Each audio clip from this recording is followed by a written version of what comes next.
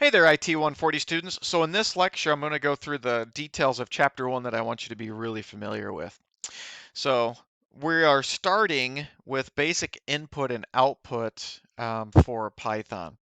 So for those of you new to programming, most programming languages provide a way to print output to what we call the console. And in Python, the function is called print, and we give it the text that we want to display. So it is a string. What that means is this is a sequence of characters to the computer. Excuse me, you and I think of that as, words, but to tell the computer that it's a sequence of characters, we wrap it in quotation marks. So in Python, you can actually wrap in single quotes or double quotes. But what this does right here is this is going to print the text hello world to what we say is the console. So if I go to PyCharm, I'm using that to write my code. So I type print hello world, and when I run it right there, I'm going to get hello world printed out to the console. That is this component down here. Now, we can use separate print statements, and if I do that, that's going to print everything on its own line. But Python also allows us to add an additional parameter called end equals, and then this adds a space where we can continue printing on the same line. So you can see they do that here where they add the end attribute, and then these three lines would all be printed right here. So why you would do this, you don't really need to.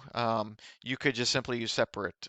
You could all print all of this in one print statement.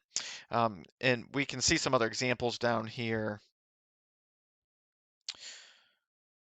So we can do print wage is, and again, they are saying end equals, and they're going to continue on where wage is printed. So wage is a variable, and so that is all on the same line, but we could have simply just done this.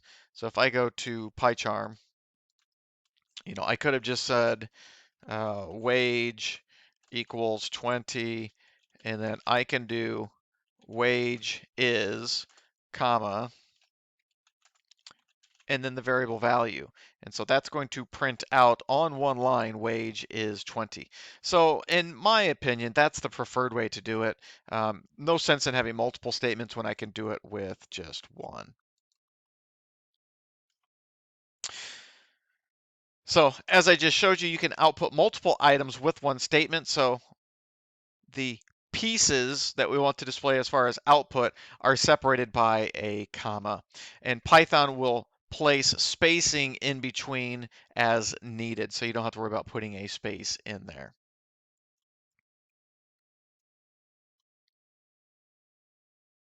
To get input from the user, so again, we're typing console applications. So to get input, we use the input function.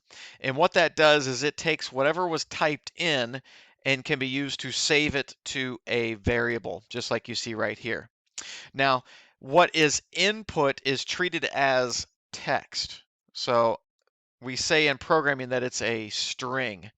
So anytime that we get input, it's going to be treated as a string. Python will be smart enough to handle some things as a number, but it is much safer to convert the type that's supposed to be a number to a number. And we do that using the int function.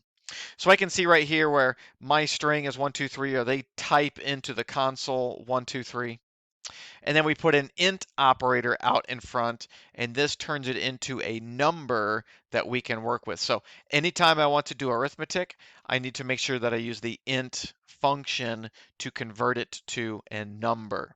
Okay, so keep in mind int converts it to an integer, and then there's also float, which would convert it to a decimal type number. Okay, let's skip on to 1.4. So one thing I want you to know is that you are going to make errors. The worst errors that you can have are syntax errors. A syntax error is violating the programming language's rules on how you can use symbols to make the program. So if I go back to PyCharm here, if I don't have a closing parentheses, I can see that there is a red squiggly right there, and it's telling me that it expects a comma or a parenthesis. So if I don't have that in parentheses, I'm going to have what's called a syntax error. If I just say simply print hello world, again, I have a syntax error.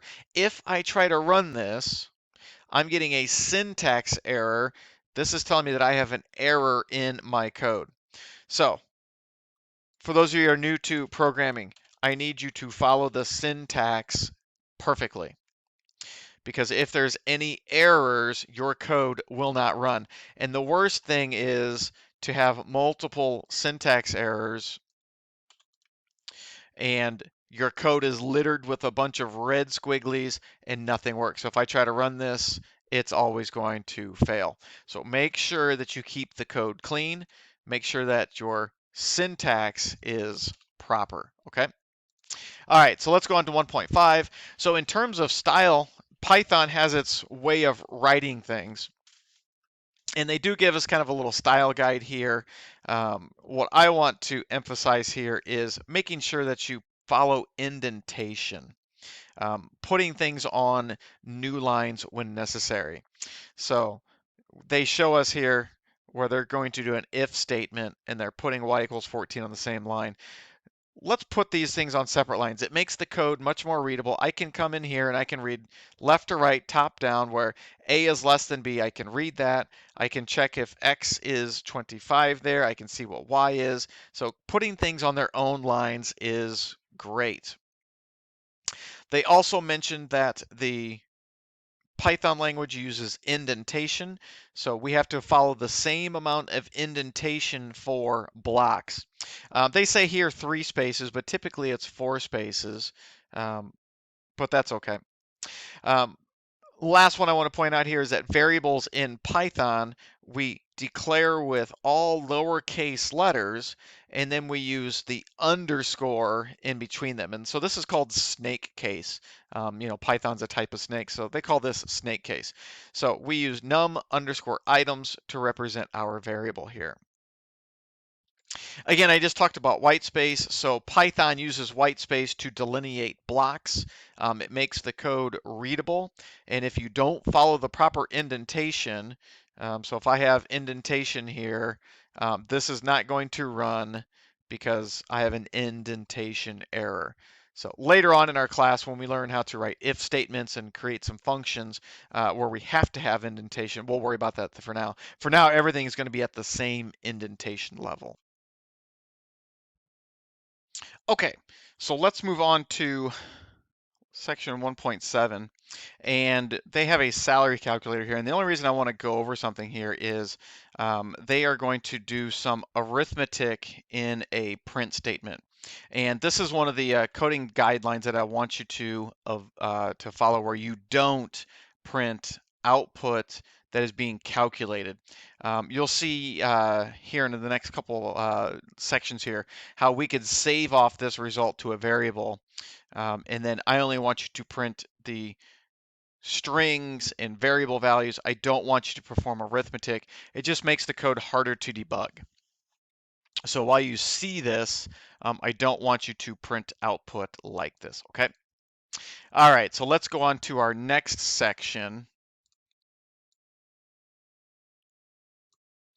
And so here we talk about variables in Python and then how to assign variables to them. So in a program, a variable is just a named item. And then what you're doing is you're saying, give me some memory in the computer to keep track of this value. So we use what's called an assignment statement to save something to the variable. So in Python, we declare our variable. So we say x, in this case, equals 5. So that declares a variable called x, and it saves 5 to that. Always, always, always, we save the result on the left side to a variable. So as you see here, x is getting 5. Y is getting x. Z is getting the calculation of x plus 2. Here, x is getting assigned to 3. So the left side is always a single variable. It's not like algebra where you're performing arithmetic like this, okay? So one variable gets declared on a line as you see here, okay?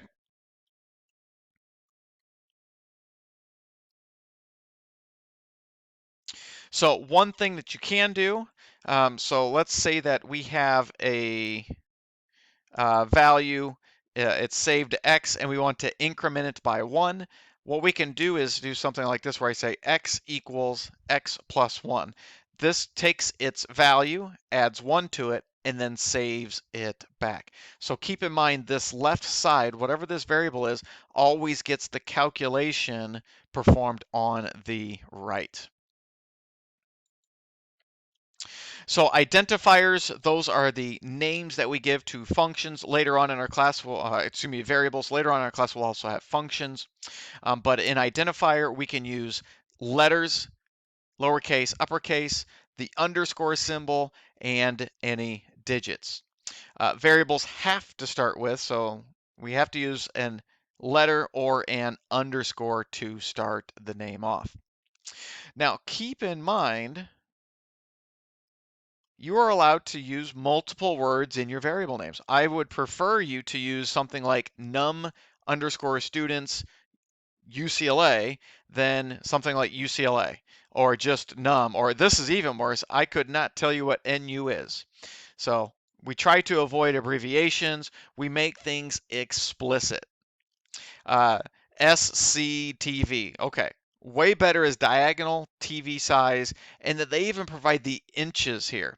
Now, I'm not a big fan of the providing the unit here, because if I want to change the arithmetic, change the unit system, this is dependent on it being inches, and now I have to rename this variable. So I would just prefer diagonal TV size.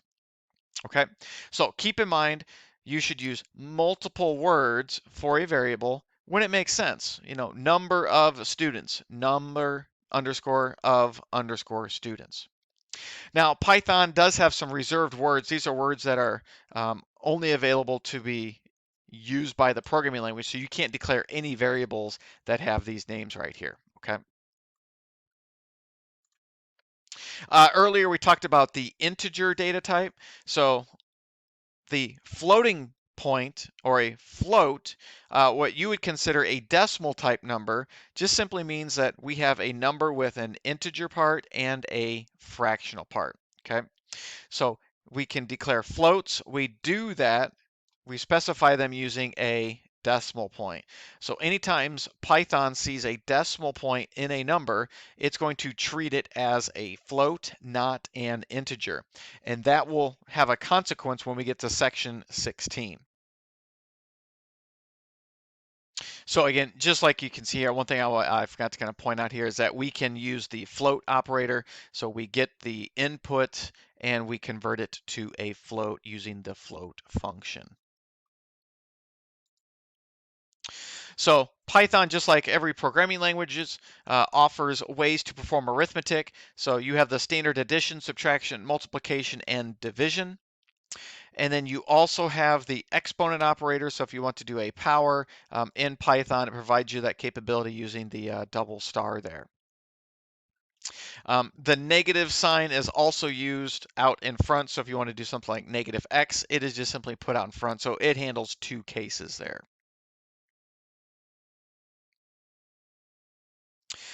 Keep in mind that programming languages follow order of operations, so it's going to follow parentheses, and then it's going to do exponents, multiplication, division, addition, subtraction, and it's always going to perform things left to right. So it is going to handle arithmetic just like you were taught in your math classes.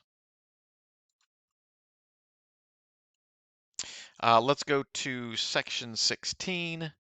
Oh, no, let me go back to 15. So once we are comfortable with arithmetic, what we can do then is we can perform our arithmetic using our variable values. So you can see here that they've got a variable for down payment, a variable for the payment, how many months we have. So this is going to be the total cost of something. And so you can see they're doing the arithmetic. They are using parentheses properly, where it's going to multiply these values and then add the down payment. Okay, now let's go to section 16. And so in section 16, they talk about division in Python. So one thing that you need to understand is that the division operator performs division and returns a floating point number back. So if I do 20 divided by 10, I'm going to get 2.0. If I do 50 divided by 50, I'm going to get 1.0. If I do 5 divided by 10, I'm going to get 0.5.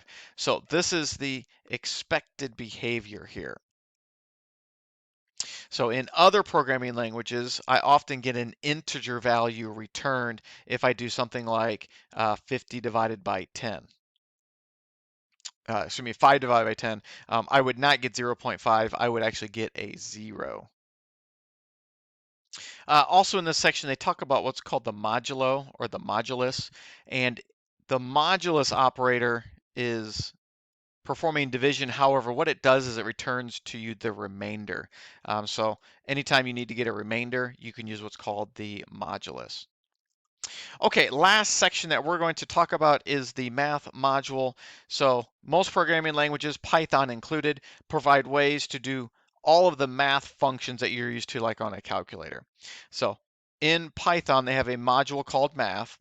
And to use it, you have to place at the top of your Python file an import statement. So we say import math, and then I can access the things inside of the math module using math dot and then whatever function I might be looking for. So let's go kind of see that in action here. Let's get PyCharm to open up here.